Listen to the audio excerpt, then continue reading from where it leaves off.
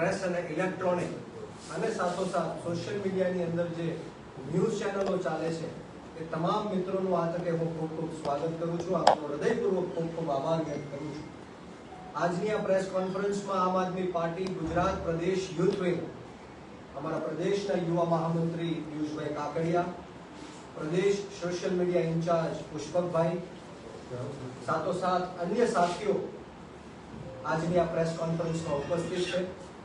ત્યારે વિશેષ વાત એ કરવાની કે જ્યારે આ દેશની અંદર આર્થિક સંક્રમણ ચાલી રહ્યું છે, જ્યારે એક બાજુથી આ દેશના વડાપ્રધાન નરેન્દ્ર મોદી સાહેબ જનતાને એવું કહે છે, સૂચન આપે છે કે પેટ્રોલ ડીઝલ ઓછું વાપરો, અને બીજી બાજુથી એ જ વડાપ્રધાન લાખો કરોડો રૂપિયાનું પેટ્રોલ અને ડીઝલ યુઝ કરીને વિદેશના પ્રવાસો કરે છે અને પોતાની ગર્લફ્રેન્ડ એટલે કે મહિલા મિત્ર જે ઇટલીના પ્રધાનમંત્રી છે મેલોનીને ચોકલેટ આપે છે, મેલોડી ચોકલેટ આપે છે। ત્યારે શરમજનક વાત છે કે આ દેશના વડાપ્રધાન જે એક બાજુથી નીટના પેપરો લીક થાય છે ભારત દેશની અંદર અને બીજી બાજુથી વિદેશના પ્રવાસો કરીને ચોકલેટ વેચવાનું કામ કરે છે।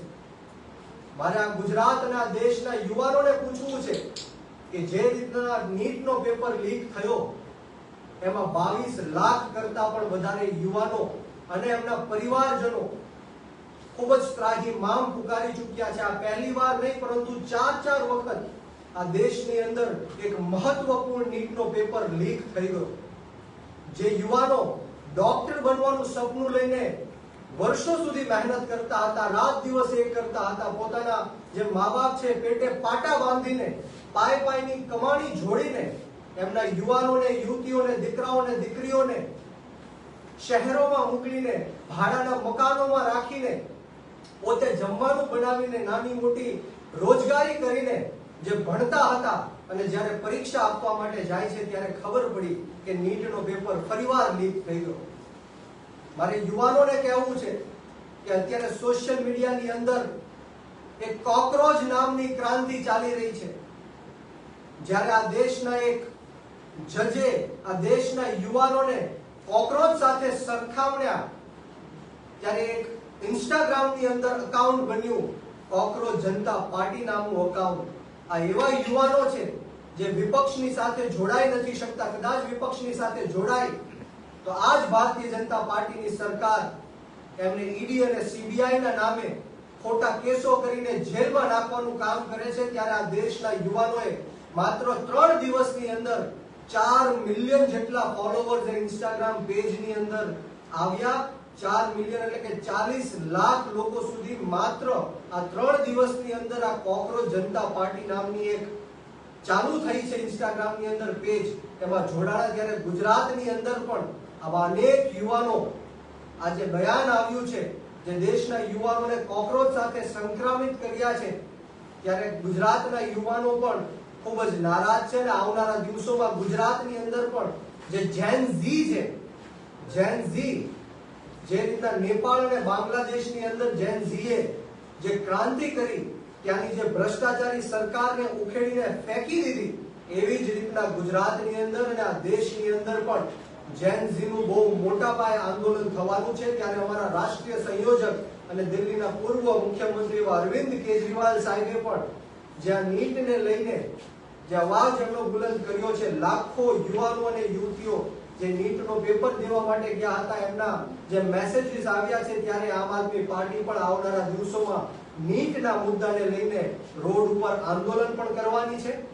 અને બીજી વસ્તુ, જ્યારે નરેન્દ્ર મોદી સાહેબ એવું કહે છે કે પેટ્રોલ અને ડીઝલ આ જનતાએ, દેશની જનતાએ બચાવવું પડશે, ત્યારે મારે એમને સવાલ પૂછવો છે કે અમિત શાહના દીકરા જય શાહ જ્યારે એટલી મોટી આઈપીએલ રમાડતા હોય, એમના બધા પ્લેયરો એક સ્ટેટથી બીજા સ્ટેટ ફ્લાઇટનો ઉપયોગ કરતા હોય, હજારો લાખો લોકો આઈપીએલની મેચ જોવા માટે આવતા હોય, ત્યારે અનેક કરોડો રૂપિયાનું ડીઝલ અને પેટ્રોલ વપરાય છે, ત્યારે આઈપીએલ ઉપર બેન લગાડવામાં કેમ નથી આવતો?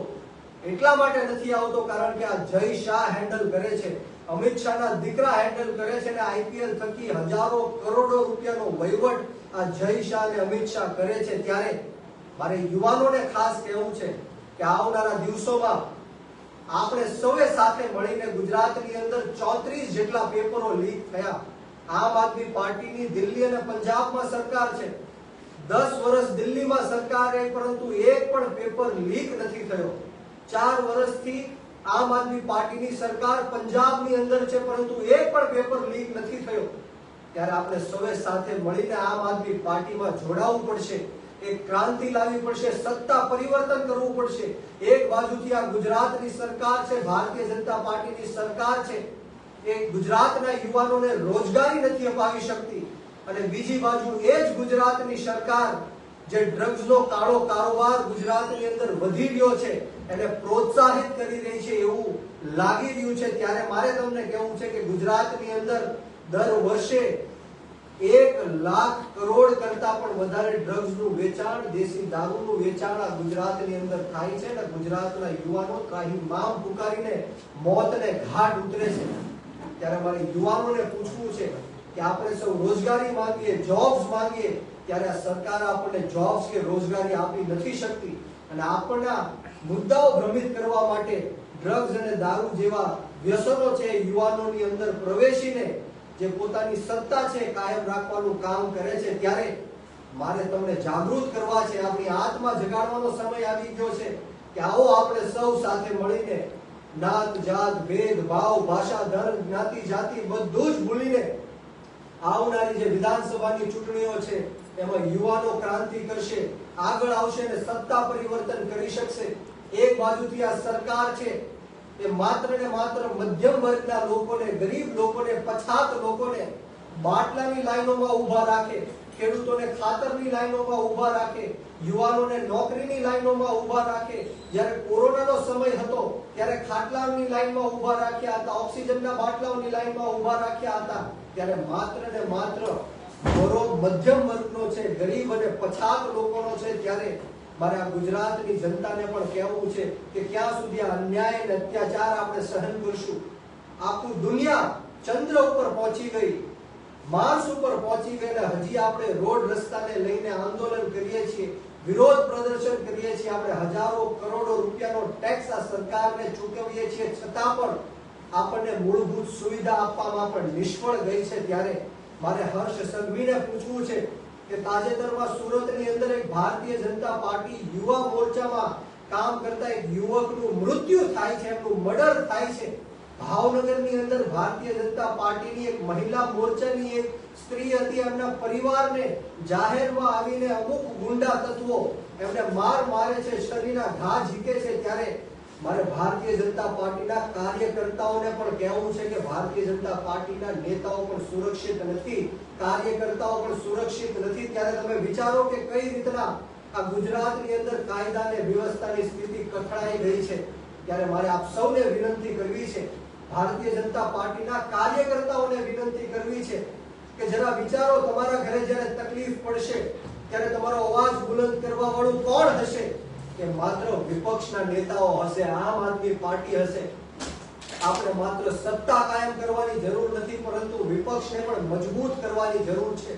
લોકશાહીને, લોકતંત્રને મજબૂત કરવાની જરૂર છે. આ લડાઈ કોઈ પાર્ટીને કે કોઈ નેતાને જીતાડવા માટેની લડાઈ નથી. આ લોકશાહીને કાયમ રાખવાની જરૂર છે, આ લોકશાહીને બચાવવાની, આ સંવિધાનને બચાવવાની જરૂર છે, રાઈટ આપવામાં આવ્યો છે એને બચાવવાની જરૂર છે. તો તમામ લોકોને આ તકે હું વિનંતી કરવા માટે આવ્યો છું, જેન ઝીને વિનંતી કરવા માટે આવ્યો છું, યુવાનોને વિનંતી કરવા માટે આવ્યો છું કે આ દેશ યુવાનોને માનવા વાળો દેશ છે. આ દેશ શહીદ આઝમ સરદાર ભગતસિંહ, રાજગુરુ સુખદેવને માનવા વાળો દેશ છે. અશફાકુલ્લાહ ખાન હોય, ઠાકુર રોશનસિંહ હોય, રાજેન્દ્ર લહેડીઓ હોય, આ બધા યુવાનોએ દેશ માટે કુરબાની આપી છે, શહીદી આપી છે. આ દિવસો જોવા માટે કુરબાની અને શહીદી નથી આપી. આ દેશના જેન ઝીને આગળ આવવું પડશે, ગુજરાતના જેન ઝીને આગળ આવવું પડશે. આપણે સૌએ સાથે મળીને ક્રાંતિ કરવી પડશે, રોડ રસ્તા ઉપર આંદોલન કરવું પડશે. ત્યારે આમ આદમી પાર્ટી યુવાનોની પાર્ટી છે. હું એક 30 વર્ષનો યુવાન છું અને સતત ત્રીજી વાર મને આમ આદમી પાર્ટીના શીર્ષ નેતૃત્વએ આમ આદમી પાર્ટીના ગુજરાત પ્રદેશ અધ્યક્ષની જવાબદારી આપી છે. આમ આદમી પાર્ટી યુવાનોની પાર્ટી છે. ગોપાલભાઈ ઇટાલિયાને જુઓ, યુવાન છે. ચેતરભાઈ વસાવા યુવાન છે. તમામે તમામ અમારા નેતાઓ યુવાન છે. ત્યારે હું યુવાનોને ખાસ વિનંતી કરું છું કે હવે સમય આવી ગયો છે આપણા ગુજરાતને બચાવવાનો, સમય આવી ગયો છે આપણા દેશને બચાવવાનો, સમય આવી ગયો છે આપણા દેશના સંવિધાનને બચાવવાનો. ત્યારે આપણે સૌ સાથે મળીને આમ આદમી પાર્ટીમાં જોડાઈએ અને આવનારી જે 2027 ની વિધાનસભા ચૂંટણી છે એમાં આપણે સૌ સાથે મળીને સત્તા પરિવર્તન કરીએ, ક્રાંતિ લાવીએ અને આ ભારતીય જનતા પાર્ટી જે યુવાનોને ખૂબ ત્રાહિમામ પુકારી રહી છે, ખૂબ અત્યાચાર અને અન્યાય કરી રહી છે, અને જડબાતોડ જવાબ આપીએ. જય હિન્દ, જય ભારત, જય જય ગરવી ગુજરાત. ઇન્કલાબ જિંદાબાદ, યુવા શક્તિ જિંદાબાદ.